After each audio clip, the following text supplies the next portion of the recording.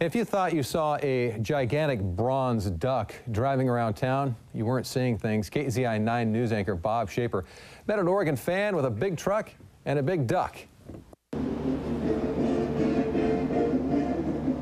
Meet Rodger Deevers, an investment advisor by trade. He spends his spare time, in his words, as an autodidact artist. That's a fancy word for self-taught. I specialize in goofy things. He admits that sometimes his art and his knack for trying new things gets out of hand.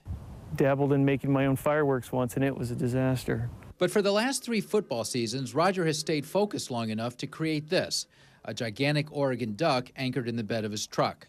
Made out of styrofoam and fiberglass, the duck is lighter than it looks, only about 100 pounds. But what it lacks in weight, it makes up for in value. Complete with its own remote-controlled sound system. If you think he gets a reaction from people, you're right. On this day outside Autzen Stadium in Eugene, the duck plays to rave reviews. Other places, not so much. I've made a trip up to Corvallis, and the response has been less than favorable. So where does Rodger find his creative energy? Part of it, he says, comes from having a restless mind. His oldest son, Mac, is a soldier fighting in Afghanistan. His other 2 sons, here in Eugene, have been diagnosed with autism. Then there's his work on Wall Street, which isn't exactly calming. We all have this innate need to control our environment. I have no control, really, over my environment, so I choose things I can control.